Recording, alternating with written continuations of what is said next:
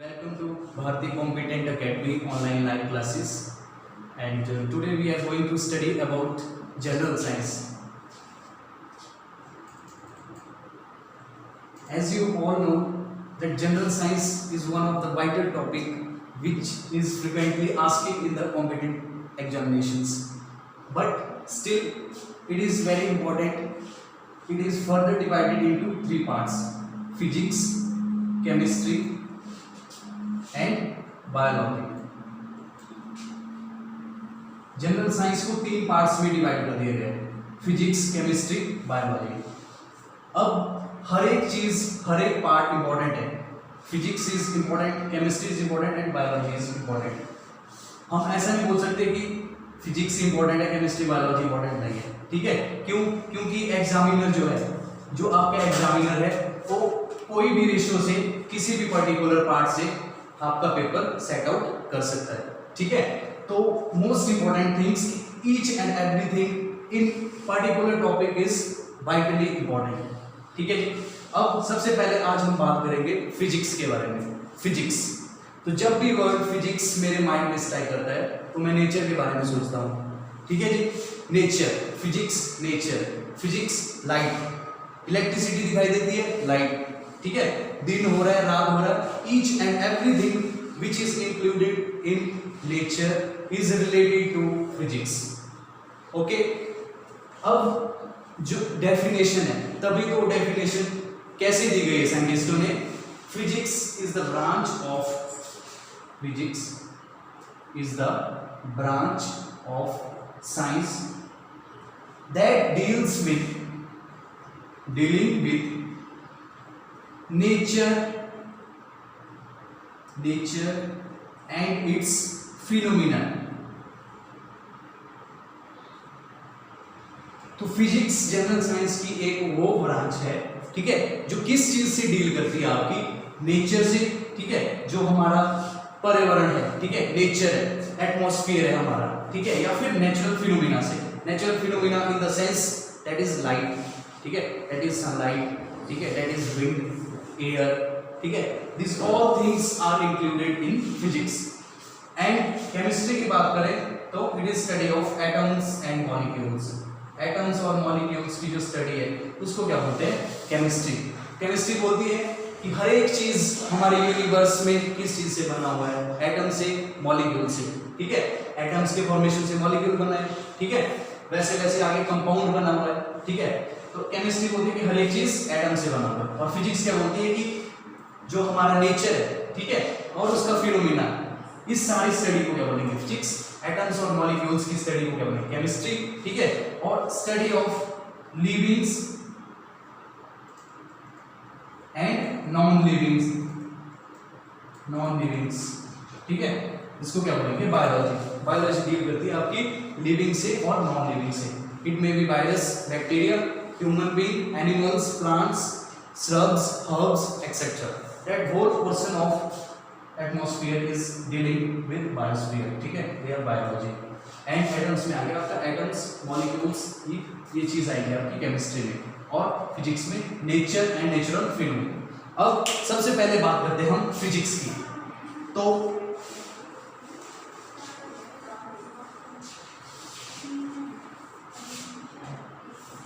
Physics में सबसे first इसकी ब्रांचेस है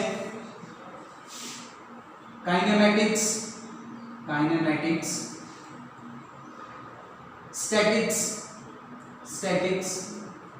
and third one is dynamics. Kinematics में हम पढ़ते हैं, ठीक है, जो आपका काइनेमेटिक्स है, it is the branch of physics. ठीक है, फिजिक्स बोल सकते हैं या फिर मैकेनिक्स. ठीक है, which is dealing with the motion of a object. ठीक है, motion of a object. It is the branch of science which is dealing with an motion of an object. और स्टैटिस्टिक्स, ठीक है, जो चीजें रेस्ट के ऊपर होंगी. ठीक है, डायनेमिक्स में it is the branch of physics that is dealing with the cause of motion. Cause of motion, motion तो हो रहा है लेकिन किस काउज से हो रही है, ठीक है। यहाँ पे motion of an object, motion हो रहा है जी, कितनी फोर्स लग रही है, कितना एक्सेलरेशन प्रोड्यूस हो रहा है, कितनी उसकी स्पीड है, कितनी वेलोसिटी है, कितना डिस्टेंस है, कितनी डिस्प्लेसमेंट है, ठीक है। मोशन कौन सा है, फर्स्ट 3D है, 2D है, ठीक है, वन डायमेंशनल है, सर्कुलर है, स्ट्रेट है, ठीक है। ये सारी चीजें आएंगी आपकी काइनेमेटिक्स में। तो सबसे पहले हम बात करेंगे काइनेमेटिक्स की। Kinematics,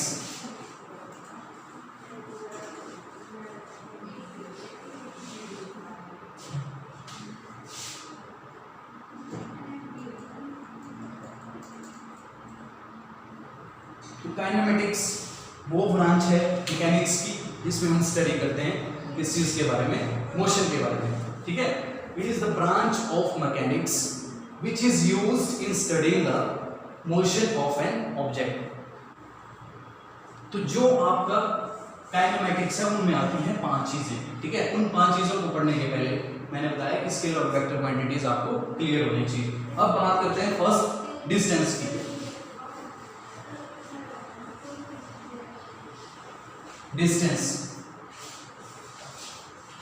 Distance is defined as, for example, there are 2 points. 2 points है कोई भी, एक यहाँ पे, एक यहाँ पे।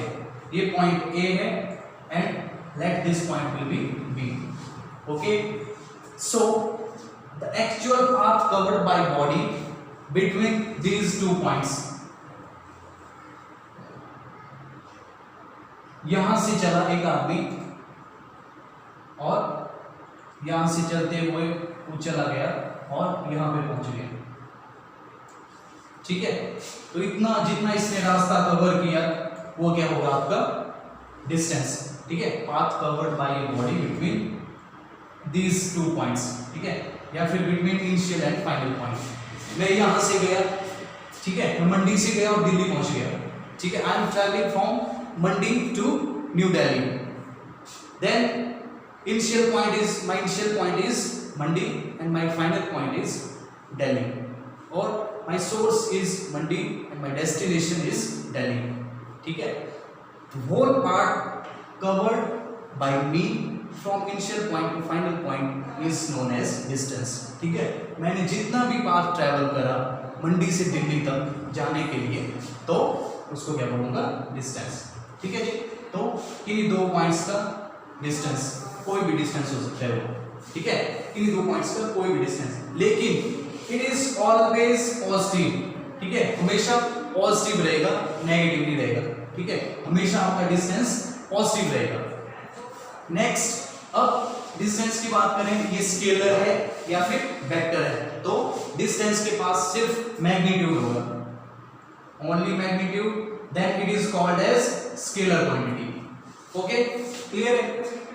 तो डिस्टेंस वो पार्ट है काइनेमेटिक्स का जिसमें हम क्या करते हैं, path covered between any 2 points, ठीक है, और उसमें उसका कुछ मैग्नीट्यूड होगा and having no direction, that's why this is called scalar quantity and its units are metre. Okay, अब नेक्स्ट बात करते हैं डिस्प्लेसमेंट की। Displacement,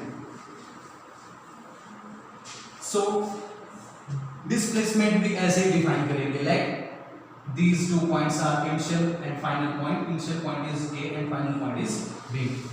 Okay, the shortest distance between any 2 points, या फिर the shortest distance between origin and destination, the shortest distance between initial position and final position, ठीक है, is called, तो इसका shortest distance ये, ठीक है। ये क्या होगी आपकी डिस्प्लेसमेंट, शॉर्टेस्ट डिस्टेंस किन्हीं 2 पॉइंट्स का, ठीक है जी।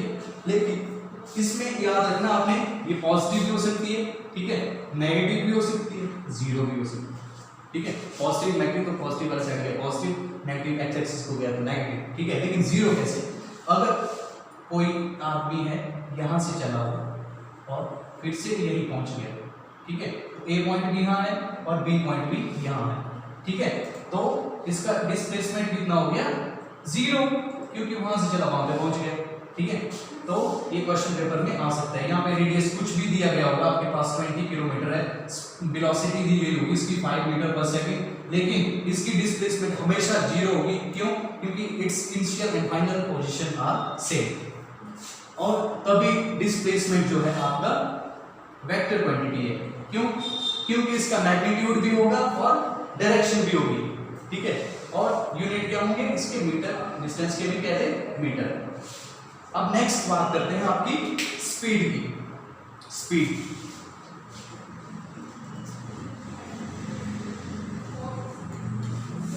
Speed is defined as ratio of distance upon time. Distance covered by a body in a particular interval of time is called as speed।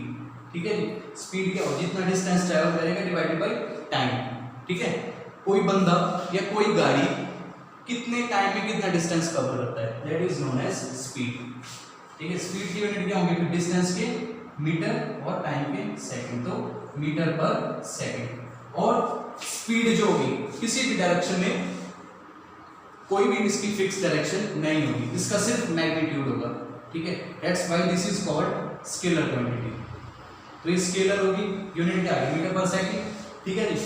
और जो आपकी स्पीड है, ठीक है, अगर वो एक साथ जा रही है, ठीक है, जैसे ये वाला पॉइंट है, ठीक है, ये वाला पॉइंट है ए और बी, ठीक है, जिसमें सब पॉइंट्स है A1, A2, A3, A4, लेकिन इसकी जो स्पीड है, ठीक है, ये मान लो यहाँ पे भी 5 थी, यहाँ पे 5 थी, यहाँ पे 5 थी, यहाँ पे 5 थी, यहाँ पे 5, that is called constant speed, ठीक है।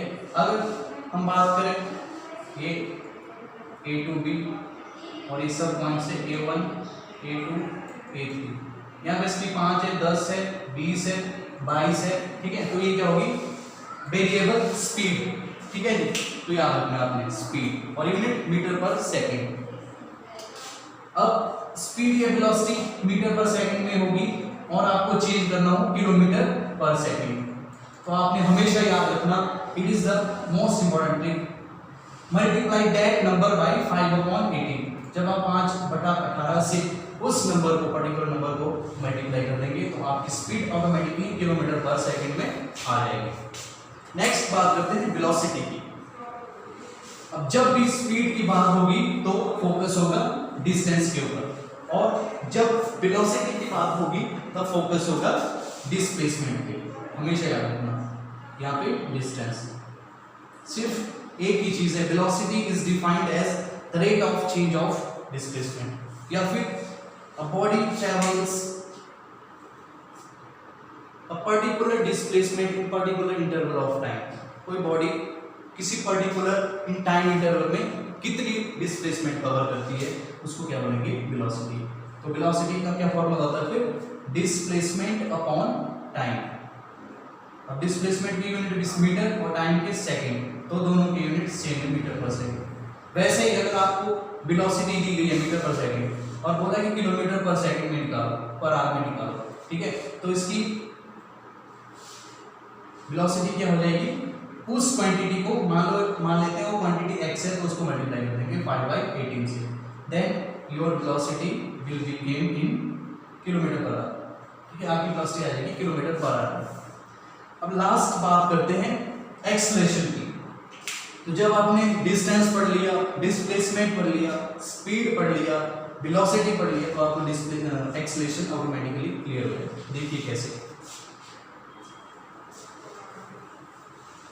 एक्सेलरेशन क्या होता है? चेंज इन वेलोसिटी, वेलोसिटी में कितना चेंज आ रहा है?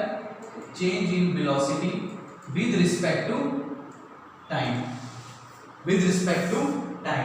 आपका जो एक्सेलरेशन है, ठीक है जी, जो आपका एक्सेलरेशन है वो क्या होता है कि वेलोसिटी कितनी चेंज हो रही है, कितना चेंज आ रहा है वेलोसिटी में विद रिस्पेक्ट टू टाइम। अगर आपकी स्पीड बढ़ रही है, ठीक है, स्पीड बढ़ रही है या फिर वेलोसिटी बढ़ रही है, तो एक्सेलरेशन भी क्या करेगा? इंक्रीज, ठीक है, एक्सेलरेशन इंक्रीज करेगा।